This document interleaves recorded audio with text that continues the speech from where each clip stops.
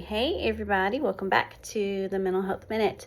Today I wanted to talk to you about the window of tolerance. It is a concept that comes from polyvagal theory. And the reason I wanted to talk to you about that is so that you can have a bit more information on managing stress and how to manage stress well. And so a couple things as we get started. Number one, all stress isn't bad stress, right? And so sometimes we just have natural stress because of good things in our life. So if you are about to get married, you might have some stress as it relates to preparing for the wedding or getting the final details. If you are starting a new job, you're going to have stress because you have to learn a new team, learn a new role, go through the training process. If you are transitioning to adulthood, you're going to have some stress just naturally with that transition. And what we know is that we all have a capacity to tolerate a good amount of stress, whether it is a high level of stress, whether it is good stress or bad stress. However, there is a tipping point where when we are operating under too high of a level of stress, a couple of really important things happen. So to show you this concept, don't talk about my drawing skills. I have some talents and some gifts. Drawing ain't one of them. So drawing's not my, yeah. So this is what we're thinking about with the window of tolerance.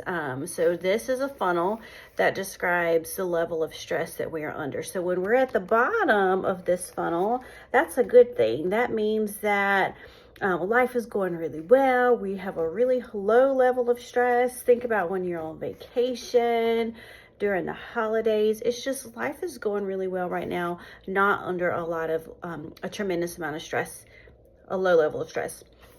This is kind of the middle zone. So we're under a good amount of stress when we're in this middle, but we have the capacity, the physical, the emotional, the psychological capacity to handle that level of stress well. And there's a tipping point at which we are under so much stress that we actually do not have the capacity to handle that stress well, and things get a little bit wonky or extremely hard when we get that point. So that's the top of the funnel, right? This is high levels of stress. And this is when we've gone past the tipping point. So I just want you to imagine there's stress pouring out of this funnel. The funnel is too big. It doesn't have the capacity to hold all the things. And so the stress is pouring out of us. What we know is that whenever we get outside of our window of how much stress we can effectively tolerate, a couple of really important things can happen. So we kind of swing to two sides of a pendulum on this one. So side A is probably what we think about the most when we know that we are maybe too stressed, or we see someone that is too stressed. This is when people are grumpy, irritable. Maybe they're having a panic attack. Maybe they had a meltdown. Maybe they blew up on someone, and that like they curse somebody out or fuss somebody out, just kind of behaving out of character. They're having big reactions to stress, and like the people around them can see it. So that definitely happens when we're outside of the window of tolerance. That's not always how it looks though. For some people, they go to the opposite end of the continuum, meaning that they get really quiet. They pull away from people. You haven't heard from them in quite a while. Maybe instead of experiencing the big emotions, they go completely numb and they kind of shut down. That's the opposite kind of extreme of the continuum. A lot of stuff happens in the middle, by the way. What I want you to know is that when you are either outside of your window of tolerance, or maybe when you are kind of approaching the edge of that and you haven't tipped over yet, there's some things you can pay attention to. So we're going to be forgetful. in those moments, you're going to have a harder time processing information. So if you're in school, you might be reading the same paragraph over and over and over again, and you can't retain the information.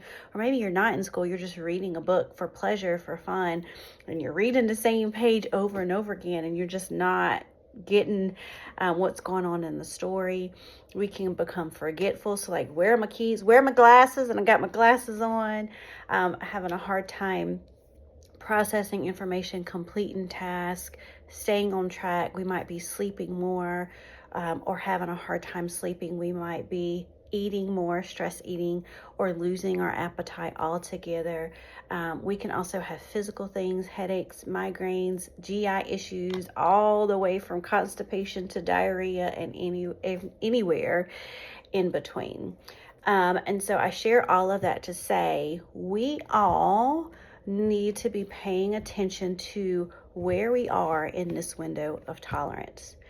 If you have gone through trauma, by the way, you're already going to be, like, your baseline is going to be further up in this funnel by virtue of the traumas that you've experienced. I don't know about y'all, but life is pretty heavy right now with current events. There's a lot going on in the U.S. and throughout the world. Life feels heavy. That's going to put all of us higher up in the funnel, which means less things, smaller things, are going to have the capacity to take us out of this funnel and get us past our tipping point. So when we are in situations where we're under high levels of stress, maybe we're approaching the top of that funnel, we either need to make our funnel bigger so we have the capacity to handle more stress, or we need to de-stress, right? And so ways that you can de-stress. So any hobby that you have that's a healthy hobby, we can turn that into a coping skill that's going to help you de-stress. So if you like fishing, you need to go out on the boat. If you like hiking, you need to go on the mountain. If you like singing or writing songs, then singing and writing songs are going to help you de-stress. If you are a social person and you love people, then you need to be in community with the people that you trust, that you feel safe with. If you like to exercise, then we need to move our bodies.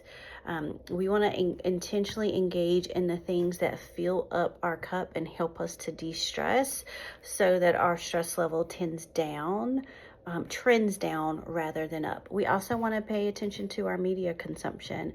If it is skyrocketing stress and anxiety, doesn't mean you like dig your head in the sand and pretend like current events are there, but maybe we need to scale back on that because that is increasing my stress level in a significant way. Of course, prayer and worship are going to be huge. Deep breathing is huge. Sitting in silence, spending time outside, all of these things are ways that we can de-stress and to help get us back within that window. Another thing that we need to pay attention to is sometimes in order to de-stress, we are going to need to say no to some people. We are going to need to slow down and stop working so much. We are going to need to sleep and just rest and unwind a little bit more. Maybe even need to have boundaries with ourselves because maybe we're overcommitting to things. We're going to need to take some things off of our plate so that we can de-stress. Or if we are very clear that all the things that are on our plate, God has placed on it for us to carry, that doesn't, even if God's told you to do every single one of those things on your plate, that doesn't mean he wants you to carry it in your own strength. So are you asking God to give you the strength, to give you the capacity to help you to do the things that he's called you to do? Or are you white knuckling it and leaning upon your own self-sufficiency and doing all the great things in your own strength? That's going to wear you out rather quickly. The last thing I want to share about this is our body, our emotions, and much more importantly, Holy Spirit do an incredibly good job at letting us know we are approaching the edge of that window of tolerance and we need to scale back. Let me give you some examples. So on the physical side of things, here are warning signs, red flag, we're doing too much, we need to slow down, that your body can tell you like, I'm more stressed than I think I am, we need to scale back. So some warning signs.